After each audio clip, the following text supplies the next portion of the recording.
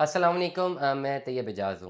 आज की वीडियो में मैं ओवरऑल एक केस स्टडी आपसे डिस्कस करना चाहता हूँ, अपने ऊपर रख के। जस्ट फॉर एन एग्जांपल अपने ऊपर रख के मैं ये केस स्टडी बता रहा हूँ। I am not advocating any society, मैं किसी सोसाइटी को एडवोकेट नहीं कर रहा, मैं किसी को जो है वो सेफगार्ड या किसी के हक में या उसके अगेंस्ट नहीं बोल रहा। मेरा काम है मार्केट की अपडेट्स देना, मार्केट की इवैल्यूएशन देना, और अगर मैं गलत इवैल्यूएशन दे रहा हूँ तो मुझे आप बता सकते हैं। लेट अस सपोज मैंने 2021 या 22 में पार्क व्यू सिटी में 45 लाख रुपए वाली एक फ़ाइल ली है ओवरसीज़ ब्लॉक की, समझे मैंने ली है।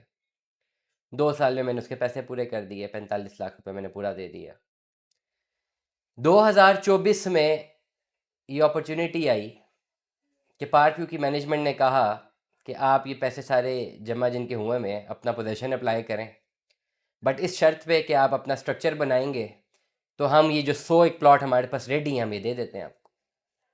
मैंने कहा नहीं, मैं क्यों लूँ? मैं तो नहीं लेता। ये कौन-सी कंडीशन है? मुझे कोई ज़रूरत नहीं, मैं भी नहीं लूँगा। 100 प्लॉट निकले, 100 के 100 लोगों ने अप्लाई कर दिया, 100 लोगों ने, और 100 लोगों को प्लॉट मिल गए ओवरसीज़ ब्लॉक में। विद इन 1 ईयर ये हुआ, विद इन 1 ईयर कि 90 लोगों ने अपने स्ट्रक्चर बना लिए। अब डेफिनेटली 1 साल पहले या 1.5 साल पहले वो बिल्कुल ज़मीन थी, वहाँ कोई बंदा नहीं था। विद इन 1 ईयर 90 स्ट्रक्चर बन गए। अब मैंने देखी जाके जगह, मैंने कहा यार ये तो बड़ी ज़बरदस्त जगह है, ये तो मुझसे गलती हो गई है।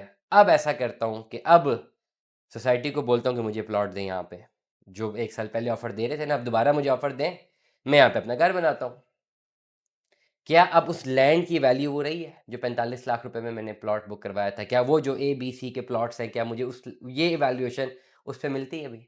नहीं मिल सकती। According to the market evaluation सही है, गलत है, अच्छा है, बुरा है, पार्क व्यू बहुत बुरा होगा, मान लिया सारी बातें। क्या मुझे वो वैल्यूएशन मिलेगी? क्या मेरी इतनी ज़ात के लिए मुझे मिलेगी?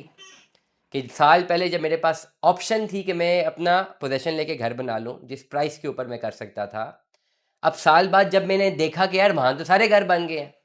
रियल एस्टेट का तो थंब रूल है ना कि जहाँ पे कंस्ट्रक्शन होती है प्राइस ऊपर चली जाती है। अब मैं कहता हूँ अब मुझे यहीं पर ये प्लॉट दे दो भाई, ये ब्लॉक में, बी में, सी में, बट उसी 45 लाख के बस जिसमें मैंने बुक कराया हुआ है, क्योंकि बाकियों को भी इतने के मिले हुए हैं। मैं तो 1 रुपया भी एक्स्ट्रा नहीं दूंगा। क्या मुझे मिलेगा? नहीं मिलेगा।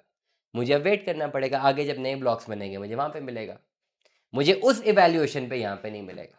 क्यों? क्योंकि प्राइस बढ़ गई। प्राइस कैसे बढ़ गई कि अगर 45 लाख रुपए का किसी का ओवरऑल प्लॉट था, फाइल थी, ठीक है, उन्होंने टाइमली अपने पोजेशन लिए, 60 लाख रुपए या 65 लाख रुपए के लोगों ने दिए थे अपने ये ठेके, 5 लाख डेवलपमेंट चार्जेस दिए, 1 करोड़ 5 या मैक्सिमम 1 करोड़ 10 की कॉस्ट हुई है। आप आए अभी 1.5 करोड़ पे से नीचे आपको एक स्ट्रक्चर नहीं मिलता बना हुआ। 1.5 करोड़ पे की वैल्यूएशन हो गई है, कंस्ट्रक्शन कॉस्ट तो 60-70 लाख रुपए है। तो प्लॉट की वैल्यूएशन कहाँ ले गई है?